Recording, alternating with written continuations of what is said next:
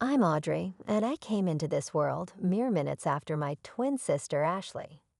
Those few minutes might as well have been years, given how differently our lives would unfold. Our parents, Linda and Robert Matthews, lived in a suburban house in Connecticut. Mom worked as a real estate agent, always dressed to impress with her perfectly manicured nails and designer suits. Dad ran his own small accounting firm, spending most of his days buried in spreadsheets and tax forms. They seemed like your typical middle-class family, except for one thing: their obvious favoritism toward Ashley. I first noticed it when we were around 5. It was subtle at first, the kind of thing you might miss if you weren't living it every day. While other parents of twins dressed their children identically, celebrating their matching status, our parents made sure Ashley stood out. They'd take us shopping, and Ashley would get the new Nike sneakers while I got the clearance rack specials. She got the authentic Barbie dolls, I got the knockoffs from the dollar store. Even our birthday celebrations felt uneven. Ashley's portion of our shared cake always seemed bigger, her pile of presents always taller. These little moments piled up like stones in my pocket, weighing me down day after day. When Ashley got her ears pierced at 6, I wasn't even asked if I wanted mine done too. When she started taking ballet lessons, I was told we couldn't afford 2 sets of lessons. Somehow, though, there was always money for Ashley's growing list of activities: gymnastics, piano, art classes. Our early childhood photos tell the story better than I ever could. In every family picture, Ashley's front and center, usually in some frilly dress from an expensive children's boutique. I'm always somewhere in the background, wearing whatever was on clearance at Target, looking like an afterthought in my own family portraits. Maybe they just don't see it, I remember telling myself at night, staring at the glow-in-the-dark stars on our shared bedroom ceiling. Ashley had twice as many stars on her side of the room. Even the universe above our beds played favorites. The worst part wasn't the material differences. Kids can survive without designer clothes and fancy toys. It was the way they looked at her versus how they looked at me. When Ashley spoke, they leaned in, hanging on every word. When I spoke, their eyes would drift, their attention already moving on to something else, someone else, always to Ashley. As we approached school age, I held on to hope that things would change. Maybe once we were in school, once teachers and other adults were involved, our parents would see us both equally. Maybe they'd realize that having twins wasn't a burden but a blessing. Maybe they'd finally see me. I remember standing in front of our house that first morning, Ashley and I in our new uniforms, Mom taking pictures. For once we looked identical. Same plaid skirt, same white blouse, same navy cardigan. I thought maybe this was the beginning of change. "Girls, smile," Mom called out, but her eyes were fixed on Ashley. "Ashley, honey, tilt your head a little to the right." Perfect. The familiar ache in my chest returned. Even in identical clothes, she found ways to make Ashley shine brighter. Our classroom was bright and cheerful, with alphabet charts on the walls and tiny desks arranged in neat rows. Mrs. Thompson, our teacher, sat us alphabetically, Matthews and Matthews, side by side. I was thrilled, finally, someone who would treat us the same. But after school, the old patterns emerged stronger than ever. Mom's silver SUV would pull up to the curb, and what happened next became a daily routine that felt like a twist of a knife. "Audrey, go straight home and start your homework," Mom would say, barely looking at me as I climbed out of the car. Then she turned to Ashley with a bright smile. "Ready for dance class, sweetheart." Off they'd go to ballet on Mondays, piano on Tuesdays, art class on Wednesdays, gymnastics on Thursdays, and drama club on Fridays. I'd watch them drive away, then walk into our empty house, the silence my only companion. I threw myself into my studies, thinking that maybe, just maybe, If I got perfect grades, they'd notice me. I'd sit at the kitchen table, methodically working through math problems, practicing my spelling words, reading ahead in our textbooks. The house would stay quiet for hours until I'd hear the garage door open and their voices floating in. Ashley chattering about her latest achievement. Mom's proud responses echoing through the halls. "Mom, I got an A plus on my history test," I said one evening, holding up my paper. "That's nice, dear," she replied distractedly, helping Ashley unpack her dance bag. "Ashley, show Dad the new routine you learned today." I kept trying, every perfect score, every teacher's praise, every gold star. I collected them like precious gems, hoping one day they'd be enough to make my parents' eyes light up the way they did for Ashley. Then came the night that changed everything. I was 12, heading to the kitchen for a glass of water after finishing my homework. Their voices drifted up from the den where they often sat after Ashley went to bed. I normally ignored their late-night conversations, but something made me stop this time. "Sometimes I wonder if we made a mistake," Dad was saying, his voice heavy with something I couldn't identify. "What do you mean?" Mom asked. "Having twins. Ashley would have been enough. She's everything we could want in a daughter, but two of them." "I know what you mean," Mom sighed. "Ashley's special. She's meant for great things. But Audrey, she's just there. We would have been fine with just Ashley." The glass slipped from my hand, but I caught it before it could shatter. I wished I could catch my heart just as easily. In that moment, everything crystallized. The years of trying to earn their love, of hoping things would change, it all seemed so foolish now. They didn't want me. They never had. I was the unwanted twin, the extra daughter, the one they wished they didn't have. After that night, something shifted inside me. I stopped seeking approval and instead focused entirely on my studies. Turns out, freedom from constantly trying to please my parents cleared my mind in ways I never expected. My grades, already good, became exceptional. "Excellent analysis, Audrey," Mr. Peterson said one day in English class, holding up my essay on the Great Gatsby. "Class, this is exactly the kind of deep thinking I'm looking for." I could feel Ashley tensing up beside me, her pencil tapping against her desk in that aggressive way it did when she was angry. I kept my eyes forward, but I could see her face turning red from the corner of my eye. Similar scenes played out in other classes.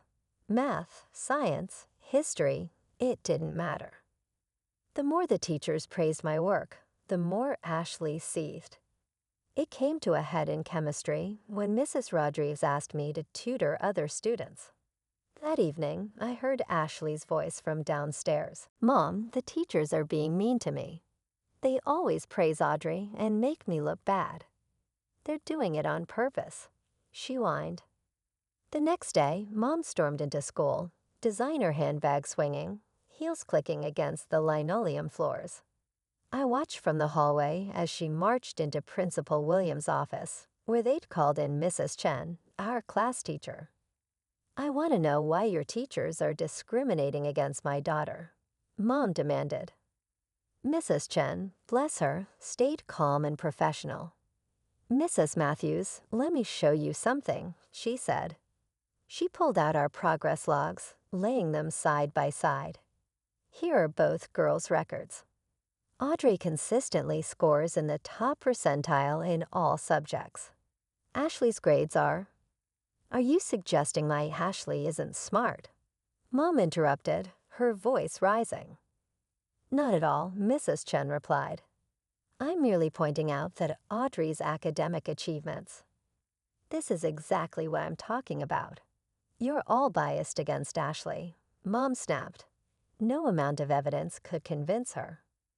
When she came home that day, I overheard her telling Dad that the teachers were obviously prejudiced against their precious Ashley.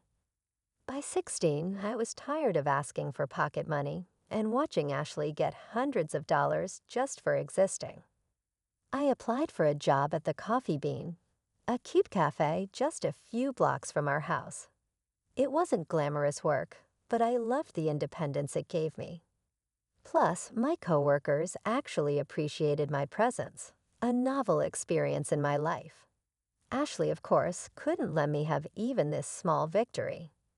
"Oh my God, you're actually going to be a waitress," she sneered one morning, watching me put on my uniform.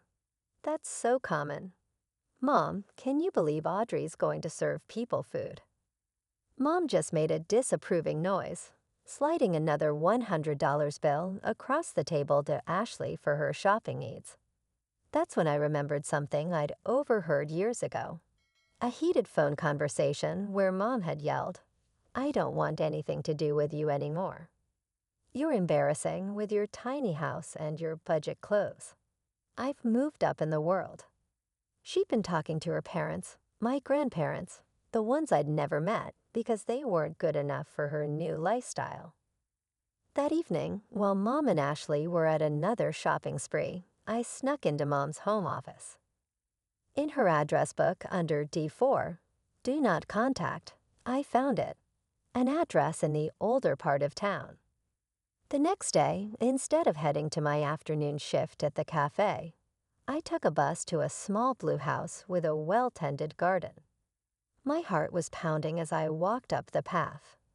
I had no idea what to expect, but I knew I had to try. I raised my hand to knock on the door. It opened to reveal an elderly couple. The woman had gray hair tied back in a neat bun, and the man wore wire-rimmed glasses. They looked at me with confusion until I spoke. "Hi, I'm Audrey Matthews. I think you're my grandparents." Their jaws dropped simultaneously. The woman, my grandmother, put her hand to her mouth. "Oh my God, Frank, it's really her," she whispered. They invited me in, and suddenly I was sitting in their cozy living room, drinking tea from delicate cups. They couldn't stop staring at me. "You look just like your mother did at your age," Grandma said softly, her voice tinged with sadness, before she changed. That first visit turned into many more. I'd tell my parents I was working extra shifts at the cafe, but instead, I'd spend hours with my grandparents, bringing them pastries and cookies from work. They were wonderful listeners, genuinely interested in my life, my studies, my dreams. For the first time, I felt seen. Then came graduation day. The ceremony was typically Matthew's family style, everything focused on Ashley. When they called my name as valedictorian, my parents barely clapped. But when Ashley walked across the stage, they whooped and hollered like she had just won an Olympic medal.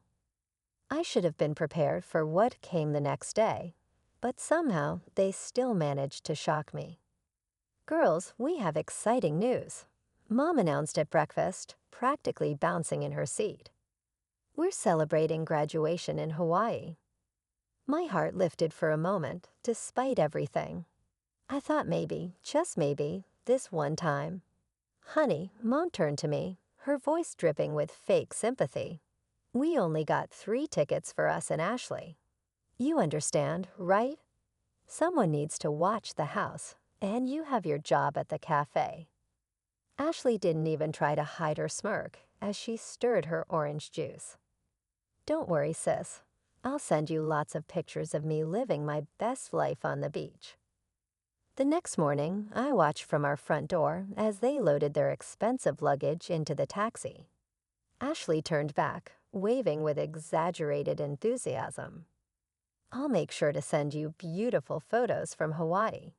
You can look at them between serving tables." As soon as the taxi disappeared around the corner, I pulled out my phone with shaking hands and called my grandparents. The tears I'd been holding back finally spilled over when I heard Grandma's voice. They went to Hawaii without me. I managed to get out between sobs. They just left me here like I'm nothing. "Oh, sweetheart," Grandma's voice was soft but firm. "Come over right now. We'll have our own graduation celebration." I drove to their house, still wiping away tears. As I turned onto their street, I noticed something unusual. A brand new Mercedes C-Class sedan parked in their driveway, gleaming in the summer sun.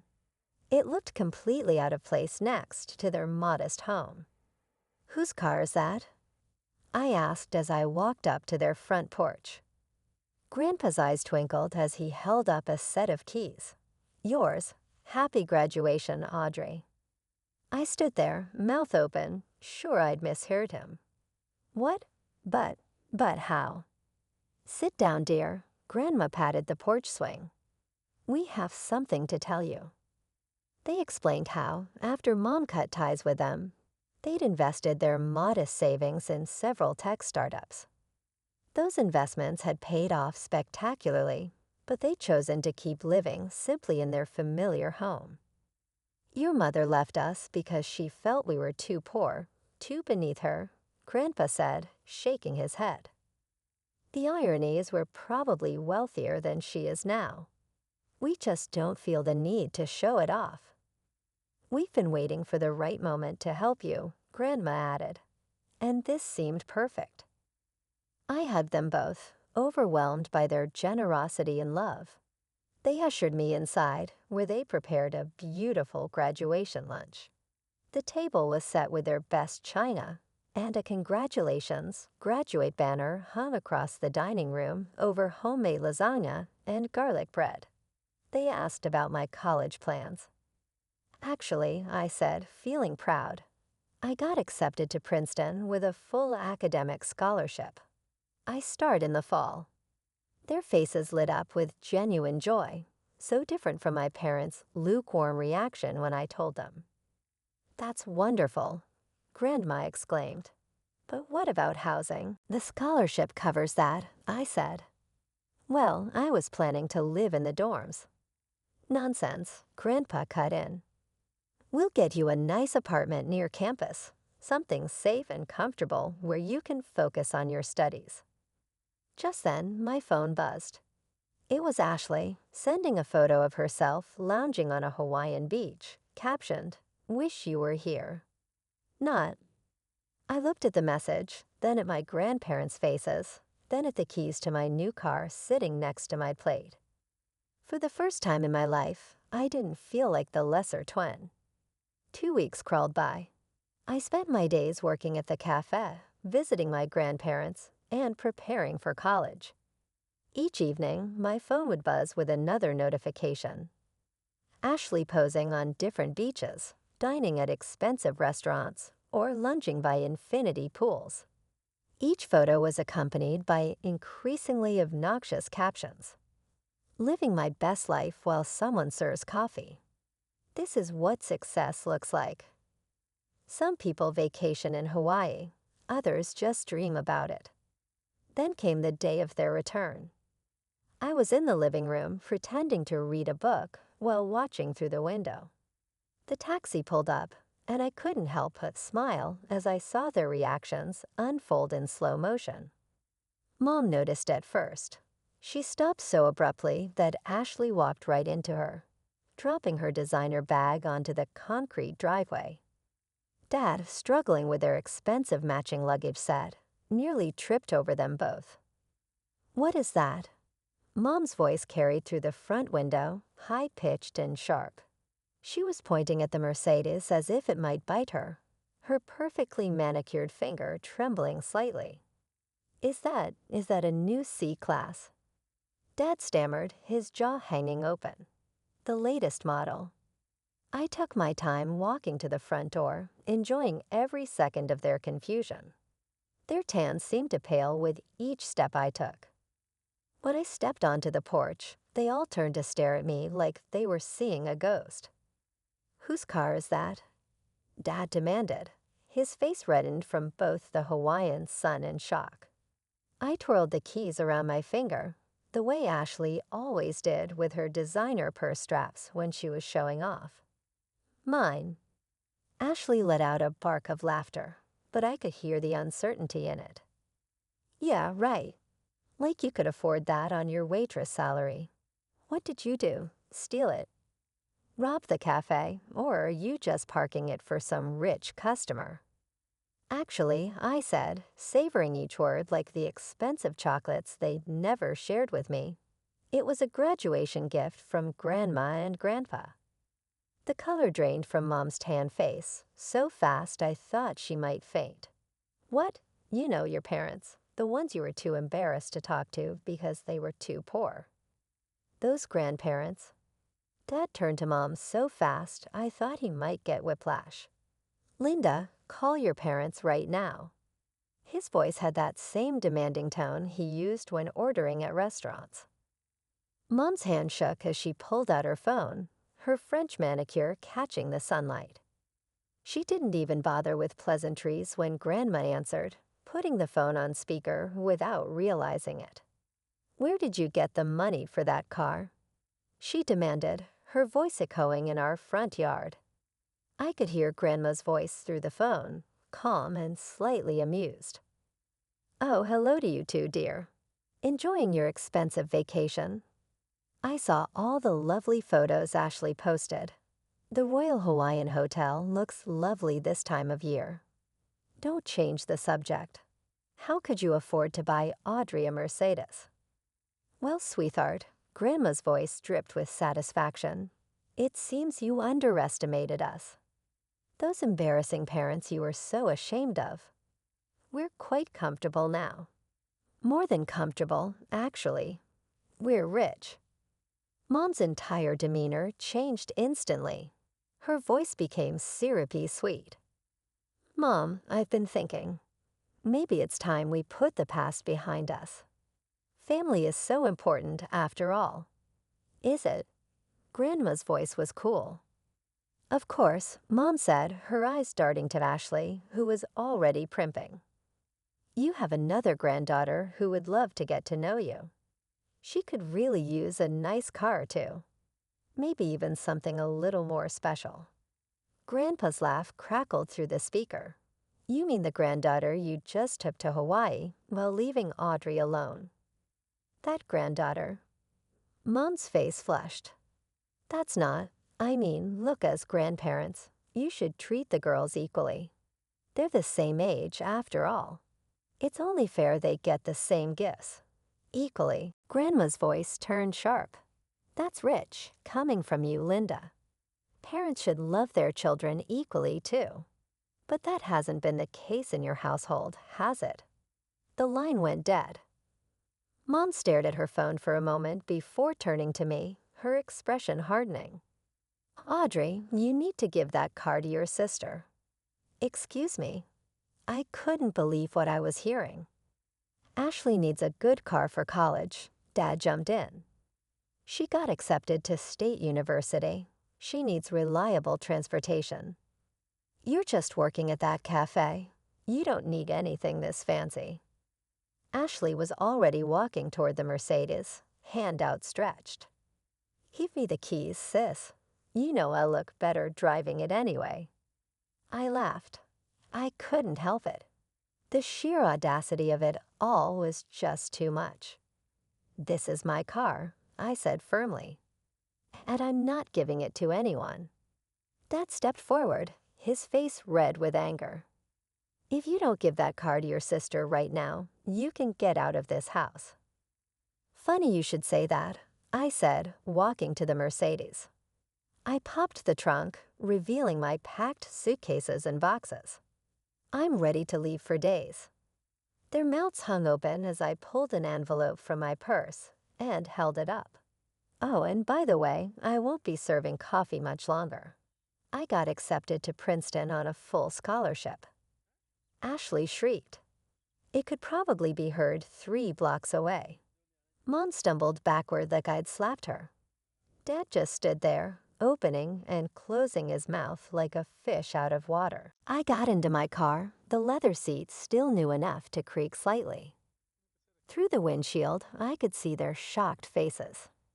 Their perfect family fantasy was crumbling before their eyes. Those last few weeks of summer at my grandparents' house were the happiest I'd ever experienced. Every morning, I'd wake up to the smell of Grandma's coffee and the sound of Grandpa humming as he read the newspaper. No walking on eggshells. No competing for attention. No feeling like an unwanted shadow. Just peace. Moving to Princeton was bittersweet. I hugged my grandparents goodbye, promising to call every day, and set off in my Mercedes with everything I owned. The drive to New Jersey felt like crossing a boundary between my old life and my new one. My grandparents had found me a beautiful little apartment just 10 minutes from campus. Nothing flashy, but worlds better than any dorm room. Hardwood floors, big windows, and even a small balcony where I could study. They insisted on paying the rent despite my protests. I still wanted some independence, though, so I got a part-time job at a local coffee shop. The irony wasn't lost on me, still serving coffee, but this time by choice, not necessity. My coworkers were mostly other students, and for the first time in my life, I found myself making real friends. One Sunday afternoon, about a month into the semester, Grandma called with some interesting news. "Your parents showed up at our door yesterday," she said. My heart skipped a beat. What did they want? Oh, the usual. Linda was all smiles and fake apologies, asking about our financial situation and hinting about Ashley's upcoming birthday. Your father kept looking around the house, probably trying to guess our net worth. "What did you tell them?" I asked. Grandpa's voice joined in on the line. "We told them that we'd already decided what to do with our money. It's all going to you." I could picture their faces. How did they take that? Let's just say Linda's smile didn't look so genuine after that. Grandma chuckled. We asked them not to come back. That evening, I blocked their numbers and all their social media accounts. Ashley's too. I knew what would come next. Sudden declarations of love and regret. Offers to start fresh as a family. But I didn't need their kind of family anymore. Now sitting in my constitutional law class, taking notes, and actually enjoying the complexity of the material, I sometimes think about that little girl who used to pray for her parents' love. I wish I could tell her that she'd find something better, not just love, but respect, support, and the freedom to be herself. My phone buzzes quietly in my pocket. Probably my study group confirming our meeting at the library later. Or maybe it's Jake, that cute guy from my psychology class who keeps asking to get coffee, not at my cafe, thankfully. It's such a normal life. No drama, no constant comparisons, no feeling like I'm not enough. Just me, my studies, my friends, and my future stretching out ahead of me, full of possibilities.